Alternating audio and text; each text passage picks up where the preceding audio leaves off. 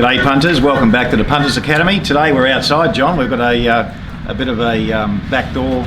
Apparently when you book a room for a Monday, that doesn't give you a booking on a Tuesday. No, and that's my fault yesterday because we had some technical issues that we had basically resulted in the fact that we had to delay till today. So, big thank you to John for accommodating us in that situation, but here we are.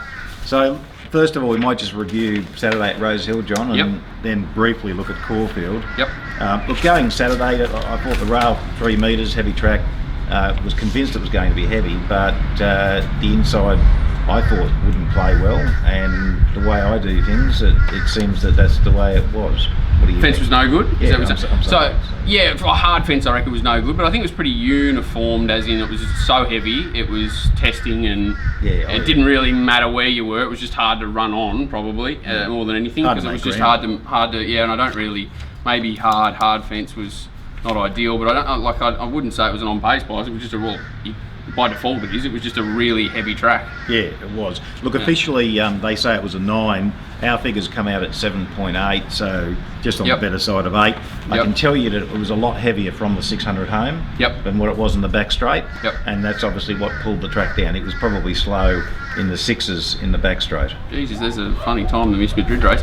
Yeah, that's that is kind of what it looked like to me, so it all makes sense. Yeah. So Assault and Battery won the highway in the first, and fortunately for me it was a decent result. The figures weren't good. I mean, they've gone out, or they've come home, I should say, overall time about 3.2 lengths slow for a 1400 metre race at Rosehill. Granted, they're highway horses, but the sectionals were pretty poor. Nothing special there, and I suppose that horse had a few ticks going in. Nash, blinkers back in distance, fresh off 5 weeks. First use of the track, what do you think? I think that the most important thing about this race was I copped a bait because I took the ride on Euro, say about 5 minutes before the ride on Assault and Battery came up, and I copped a bait for it. Tim was on it last 2 weeks ago or a week ago when it was a late scratching. Yes. So Nash picked up the ride and won the race. I think that's probably the most important thing that happened here, because it's really a nothing race, nothing to be learned. I don't think anything was too exciting that came out from behind it. The winners just led all the way, had things in its favour. It's not done a lot, and got away with a $70,000 race, and that's about it. I don't think there's much to be learned. Good luck to Connections. Yeah, exactly. I didn't. Got out to pretty good odds on the fair late, I thought. Yeah, considering if the only worry was that whatever happened to it before that run, and obviously missing that run, that was probably the only query. Otherwise, it was. And that's probably why you got a little bit better odds about it on Saturday. So race 2, Wimlar, look, it had a good setup going into the race, and it was well found, and the markets that have liked it. They've come home and run pretty much part-time, gone out a bit quick and come home slow. So the sectionals were pretty ordinary, and there was definitely a slowdown between the 800 and the 400, which I think made a critical difference here. And Wimlar got into the right spot. What do you think, John? Yeah, I was talking to sort of Tim pre-race on this, and I didn't think he could get. He sort of thought I'll lead outside lead, and I didn't think he was quick enough to get there. I sort of thought that Nash on Song and a Prayer would be a bit of a fly in the ointment, try and cross him early, and that would make it difficult for Wimlar. Like, it was pretty steady its last start, but once it got outside the leader and it had the good grounding and everything, it was probably the ride in the first 200 that won the race. And again, not a race that you learn a lot about. It's probably second, third, fourth, not ideally suited by conditions. They're probably going well enough to be competitive in a similar race, but certainly Wimlar had everything in its favour, and never really looked like losing. And I thought Ross might be able to improve. I mean, to me it was in that iffy ground. In the worst spot, probably a rider change and a similar race. Certainly it can measure up. I think you're running out of these sort of races the more you go into carnival time now, and these horses probably be forced back to nearly Wednesday grade, I'd say, to be competitive, but it's quite possible they will drop back, so it's not unlikely that they'll find a suitable race. Fair enough. So Dana finally wins, and there was no excuse. It took a while to get past that horse. I mean, the Entires and Geldings version of the 1578 here over Wimlar to fillies and mares. Look, it ran overall about 0.9 quicker and went out about 0.6 slower, so it's probably the better race. Similar sort of, a little bit quick early, a little bit slow home. Shock alert, I know it was out off the inside and probably in the better ground, but it was wide, no cover. And on a fastish tempo, or a solid tempo, which is obviously not easy. whereas Adana wasn't. Yes. He gave it the ride of his life. I did get the phone call that today was the day for Adana early in the morning, that the stable were basically saying take any price. They get home, they seem to get home, and the funny part was it was a bit soft, late in betting. I think got out sort of $4-ish, but even if you wanted to be on it at every stage, but even with 100 to go, you weren't. You weren't comfortable at any stage if you were on it. Even the last 100, it looked like that Shock Alert was probably a little bit more genuine, but it got home. Shock Alert's ready to win, there's no doubt, but he's probably the horse. He's just a Saturday horse, but this is only just a Saturday race, so he either needs to find one very similar or a 1550 at Canterbury where he can be a little bit more aggressive. I think if Bowman was a little bit more aggressive early, he probably gets home in this race on Saturday. But Adana did have. It's hard to say with Adana, isn't it? It's a bit of a funny horse. The ones behind it, like Weekend Affair, Godanas. Yeah, it was, but it sort of box seated. I don't know if it's a box seat horse, but it was still disappointing. You go through them like you're not looking for any of these horses to blackbook and pop up in a Saturday race anytime soon. So a little bit dicey the form, even though the time was okay. I think these are similar to the last race. They've got to find a very soft Saturday race or drop back to Wednesday grade. Okay, well let's move on. So we've got a brutal pace set by Monasterio in the next race. My God, they went out about 19 lengths fast to the 800 and about 17 to the 600. And that wasn't the most interesting thing that happened in this race. And that wasn't the most interesting thing. There was a massive plunge on Heart of Grace, which everyone's sort of been talking about. I think the boys from Racing Rant may have already covered this, and I'm sure Mark would have brought it up. There was cash, bags of cash literally at the track. So without disclosing too much about the owners, back in the day, they're pretty famous punters. Yes. And I think they've got mining backgrounds. I think they might have also develop housing or something like that. And I remember seeing the connections and looking up the trainer early in the week and thinking, who's this guy? It just didn't, it was just smelly, it was just smelly. And then he popped up, he was a Perth trainer, he's popped up in New South Wales. The connection stood out like dog's balls. They've had some nice horses in the past, but the guy is just like six-figure bets are pretty standard. If they've set a horse for the race, probably seven-figure bet wouldn't be unusual for these connections. And I honestly, I had a bit argument with the guy on Twitter saying connections don't make that sort of move. I'm like, these ones do, and there was no grounding behind it. Beaten 72 lengths, but he's right out of the race, obviously. And it kind of I know that listening to them, they just thought all she'd do is stay. There's no doubt, or he, I'm not even sure. I think it's, and it didn't even do that. So I bet they're kicking themselves that they ran it on a heavy track. Even if they had it ready to go, I think that sort of ground was always going to be difficult for a horse with the setup that he'd had.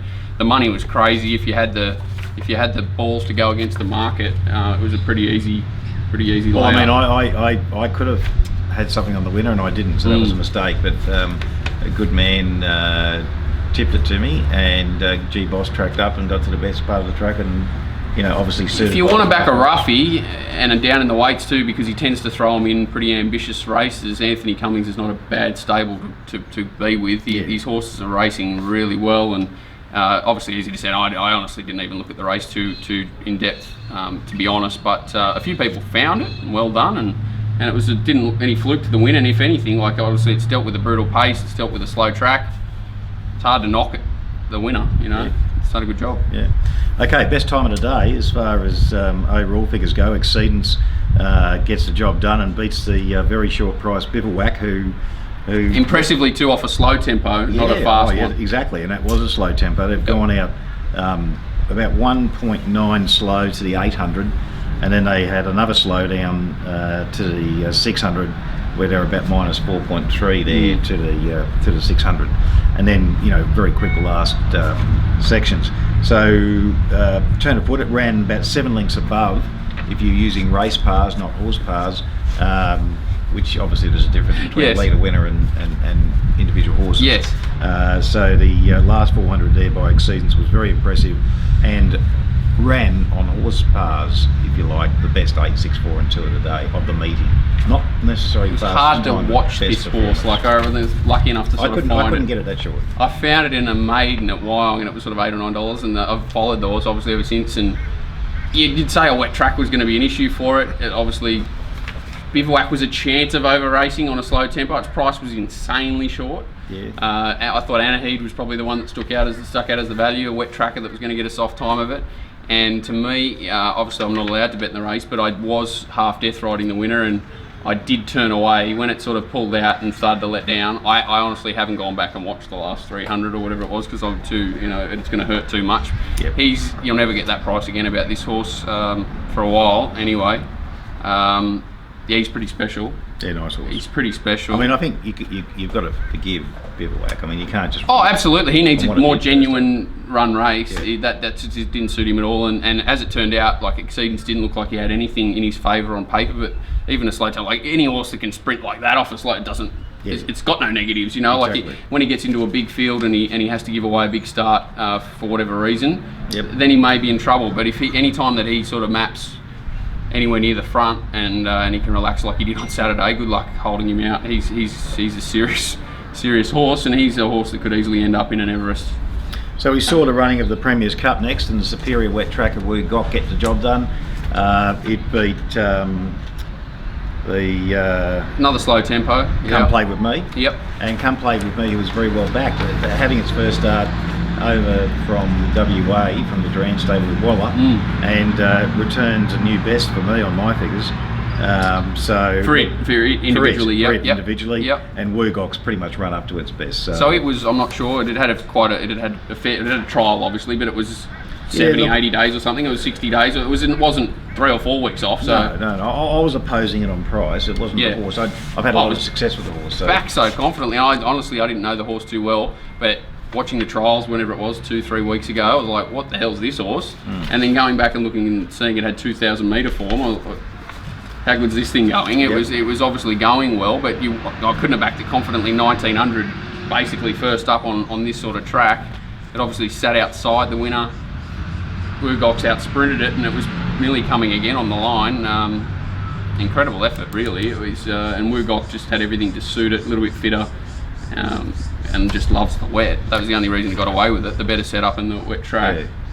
Come Play With Me's the one to follow going forward, sure. Yeah, I think so. It'll win races for sure. Yeah, and they've gone out slow, and Wolfie either didn't handle the track, or maybe he had a setback before the race. I don't. Not as far as I know, he didn't have a setback, but they didn't know whether he would handle the going. He'd never ever really seen it, and obviously he didn't, because he set a slow tempo. If anything, that probably suits his style. He can sprint off it like he did last start when he controlled the tempo. So there's no excuses for him other than the wet track. And the distance he was beaten and how he went, that's his only excuse. And I haven't read or heard that he's pulled up with any other issue. So jury's out on him on wet going at the moment for sure. But and that I would normally say that takes away from the race. But they've run good time home, good time overall on a heavy going. So the first two are obviously going really well. They're going well, and definitely that Perth horse will win races for sure. Yeah, it's dangerous in a Metrop probably even. Depending on how it gets in. Ming Dynasty, the next race, the quality handicap. Look, I thought that this is a pretty ordinary race, really. I mean, they've gone out very moderately and come home much slower, about 5.6 lengths overall. So quick fun to the New Zealander. What do you say, John? Yeah, I was kind of, the betting didn't say what the finish said, and then when the times came in, everything kind of didn't make sense either. It's obviously the winner first start 1400 heavy can improve, and it's done something. Yep. But when you look at times and the quality of the overall time and everything, you've got to be very dubious. The horse is backed. Academy pulled itself into the ground from gate one. It just really got keen. Really heavily supported too. And I heard Mark Newnham sort of saying that he made a mistake leaving the blinkers on it, so that takes away from the race as well. The 280 favourites failed. There's not. The Sabadar was back on the inside, probably worst part. Probably was off the bit a long way out. He's basically a failure as well. So you've $3 and $2.80 favourite have basically failed. They've not run time. Questionable form, second and third horses at big prices, second, third, fourth. Nothing here for us, really. Well, you could probably treat it as a really good barrier trial for the winner, but he's got to prove himself again. Yeah, he's not proven. He's obviously done something there, but he's not proven. The rest of them, Sabadar needs back on dry, and Academy probably blinkers off, or they can improve, but they definitely probably need to reprove themselves as well. It's a bit of a funny race. It's definitely not one you'd be following anything with confidence out of. And Dad with the less fancied horse beats the son. Yeah, which was, which wouldn't have gone down too well. Indeed. No worries. Okay, Grey Worm came out and won the 88, race 8 there, ran fair time, bounced back from, I think it was about a 2-1 favourite first up, and it seemed to go a little bit ordinary despite having some excuses. Yeah, well, it had a wide gate first up with an yeah. apprentice, back to a softer draw with G Boss. This is the only race I actually bet in on the day, and I thought Grey Worm was probably third pick because of where it was going to be. I thought that Mr. Strongman. Yeah. I thought the lead, like Kathy was the fly in the ointment. She'd lead and really run a race, and she's sort of the one to run down. I thought Mr. Strongman would park behind her and be the one that would run her down, just be too tough. Yeah. And when it dropped out, Grey Worm was the only other one sort of left there. It didn't make sense to me at all that Desert Lord was confidently supported. Gate 1, 1200 soft first up. Didn't make a lot of sense. So I had the race absolutely spot on, except I went away from Grey Worm because I didn't think it could possibly beat Mr. Songman, considering where they'd be. I know what you're saying. Yeah. Look, I backed Mr. Songman, and it pulled up lame 1 of 5, may not have handled the conditions as well. Yeah, it was too bad to be true, for sure. Luckily, I saved on the winner. Yeah. But that was more sort of luck than design. And yes. Desert Lord's probably a horse that's going to be better over 7 furlongs. Well, it's a complete forgive. And Rainier went well. Rainier went well. Another horse that can bob up. I think this form is pretty strong. Yeah. I think it's a very strong one. Mr. Songman will obviously forgive, but I don't know if they're going to make a trial, or probably won't because it had the lameness issue. They'll just ask for a vet certificate. Grey Worm can definitely find another race. You Make Me Smile is a nightmare of a horse. It's just, it's got good speed, and that always puts it in the race if it finds a race win. Rainier went well, Desert Lord went well. So taken, I think I'd prefer it back to fillies and mares. It's probably just a step short of these horses. Yeah. Water Gain's a very good horse, but had massive issues, and who knows. But I all the way back through this form, I'd be forgiving of anything even beaten well back. I think this is a really strong race. Time was good. Obviously set up by the leader, but it didn't go way too quick in front. She's actually rated it pretty well. Just a little bit above average. Yeah, and 1200's right as far as You Make Me Smile runs. So, Kathy didn't do too bad. She's rated the winner well, and the stronger horses probably just got the decision on the day. But I think the race is a pretty solid race going forward. Yeah, I'd agree with that. Yeah, as far as form goes. God of Thunder won the last. Nothing flash in the time, John. They went out sort of a little bit below average and didn't really do much. Yep. Look, God of Thunder was well backed late. I fell into Roosevelt, which was a mistake. Yep. It went from about that 11-4 mark to about 9-2 in about the last 30 seconds on the fair. It's a good guide with the blue runners, and I'm saying, more in the lightly. Might have been 20 seconds, but it was an incredibly late blow after being solid. I took 420, I think it was. I reckon it was basically a straight switch to God of Thunder, who was looking weak, and then all of a sudden they went whack. So it was just a complete flip around. Yeah. Roosevelt, I thought, went ordinary. The ride wasn't the best in my opinion, and I'm surprised that the stewards asked no questions at all regarding the failure. Especially considering the late thing, and they might miss that a little bit more. They obviously pick up horses that are really soft in betting and get out. But the big shifts late are probably where it's more realistic to follow, especially from big stables. And I'm not saying the stables, just the way I sort of look at it, the bigger the stable, the more people are involved in the stable, the more people that know, the more chance that solid information that's not available to everyone else gets out. So it's not that they're doing anything untoward, it's just more people, more mouths to feed is kind of the way I look at it, and it usually shows up really late.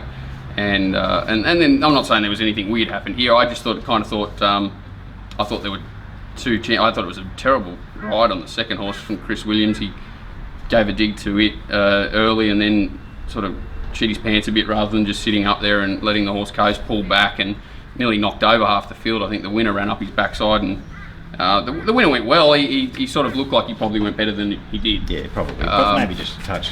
He's a nice horse, and he's done something that last section himself, and didn't really look like he was overly extended. He showed a decent turn of foot, but he probably was in the best part, had the right run, and like you're saying, Roosevelt failed a bit in the time, just nothing special. So it's the sort of horse that could go up very short in another race, God of Thunder, and maybe a little bit prematurely. It does have ability, but does need things to go its way, and it's got a bit of a funny racing style too, like not getting away as clean as as he was early in his career. So he's one I'd be wary of next start. He really needs to find the right race to justify what I think people will. I think they'll overplay his win. Yeah, probably. And I suppose in summary, just recapping, John, we're the best races, Exceedance. Yep. Obviously a special horse with plenty of talent. Can't sack anything, and can't sack. And she can go back to Philly. She can find a Phillies race. Yeah, for sure. Because they're based, that's Group 1 form. I'd say Beaverwack's definitely a Group 1 horse, and obviously the winner is for sure. And the Woogok race and the Grey Worm race, they're the other races. I think they're the 3 races where there's a bit of depth going towards races that we'll be looking at. Quick Think is the feeding race for, say, your Dulcifer Spring Champion, and it's the race that really needs to prove itself. It looks a bit dicey, and the rest probably really need to find suitable races. And the staying race, who knows, that Mrs. Bridgewood race, because it was so out of whack, that for 17 out and like going way above and slow home, it's really difficult to line that form up going forward. So that's Rosehill done and dusted, and we're now into the spring, so hopefully we start seeing some consistently drier tracks. Bit of a worry for Melbourne, though. Saturday, John, there was a lot to talk of. I don't know if you... I've got to cover Melbourne more now than I ever have, so I remember asking on Thursday, Friday, Darren Potter, fellow used to, he obviously walks the tracks and provides a report on it, and when they said they'd verti drained maybe inside once 10. and then twice, I think they did it one section once and then they did another section again, and there were varying reports, but to say that the fence looked dicey and then 3 or 4 out was the best place, and then a little bit further, there were definite lanes. And you seem to need cover too, because there's an argument there because of the northerlies. The wind probably, definitely had. There are plenty of horses that performed well and out, either performed to their mark in the market, or maybe went a touch better. So I don't think we can completely say that the inside was off. I don't think I'd rather be there. You definitely didn't want to be on the fence, even in the run. It didn't look like you wanted to be behind leader 3 fence. I think that was a bad position. So obviously wind is a very positive, so that it definitely came into play, as well as possibly that wasn't the place to be as well. The run. Partly pace dependent too, because a number of these races, they went out quite slowly, like Dawn's You could race. see, even Pippi and Adria Chivalry late, you could see they didn't want to go near that fence. Paul of Muscle, he didn't. He sort of gave that. So it makes sense that the fence was smelly at best, and cover was obviously the best place to be. Probably 2-3 off them, if you could be with cover, was a distinct advantage. Very fast time in the Memsey, set up by Be Good to Your Mother, who went very quick. Around about 11 I think that was fast. expected. Maybe not as fast as they did go, but it was expected that they'd run along, and it just played into the hands of the winner so well, because that's what he is. He was going really well. He had that great setup.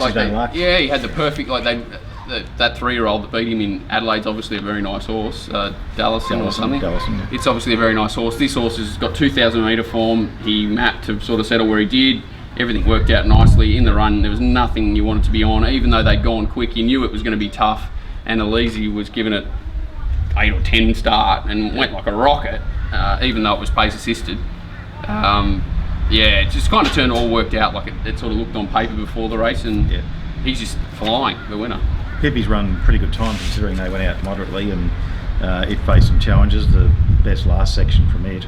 Yeah, and he was a horse that had to be a question mark on paper and leading and on the fence, and he did ride the horse really well, and poor old Amphitrite had to go back. Probably they wanted to settle in front of 4 or 5, probably wins if they do. Right back to the tail, nothing taking it into the race, circling the field, even though it was a bit of an advantage to come from back. Not many came from that far back. And a mile for it. And as you said, she's controlled the race pretty well. It was a good ride, a good win. The horse is a very good horse, no doubt. It'll find conditions better suiting to it at some stage, and it's found it's proven that it can overcome things against it. And no knock on Pippi at all. And other than that, the Super Titus race, the heavily handicapped, it was okay. Nothing wrong with it. They ran the McNeil Stakes is an interesting race because it's a feeder race for, say, Caulfield Guineas and things like that, and it's a bit similar to that race we talked about in Sydney, the Quick Thinker race. While Super Seth looked pretty good to the eye, it's not done a lot. I suppose the difference with the quick finger race is that it was very poor last section. Yeah, whereas this is sort of, you know, at least they've coming on done slow something. pace, at least it's done something. It's done something, but it was in the right spot. I know that it's quite short in Caulfield. So it's actually Caulfield Guineas Market's the only one I've looked at. It's an interesting race because it does, like Exceedance is favourite. I don't think it'll go there. Castelvecchio's in the market pretty heavily, and he's a chance of going there. But then I think there's another horse hard in the market, second or third pick, that looks like it's absolutely no chance to go to the race. And then you've got Dallison, who's about $12, $13, who's beaten the weight for age winner in crazy time. And I think that's definitely its target. And it looks the horse to me. Like, I'm surprising it hasn't had more friends. Well, that's it. It has to. Like, if they race Saturday, it has to start favourite. It has to start favourite. And I'm backing it. I don't think even Super Seth says that it runs a mile. Whereas this horse is now coming out of weight for age form back to 3-year-old grades. Looks like it's going to eat a mile, Dallison, and it'd be short if they ran the race over the next couple of weeks. Something's going to have to be really good. Like, Castelvecchio could come out and win a run to the Golden Rose, and start short in the Caulfield Guineas, but it's highly unlikely. I think Dallison's a good early bet at whatever it is, $13 in for people who like to play those sorts of markets. It's a nice horse. Okay, well that's about all we've got to say, I suppose, from Caulfield at this stage. Yeah, there's not much. The last winner was a good win too, but again it controlled the race very, very well, and that made sense for how it won. It just held off all those things. It made sense that it had a kick left. But nothing else stood out to me. Great, we'll be back with part 2 and question time. Cheers.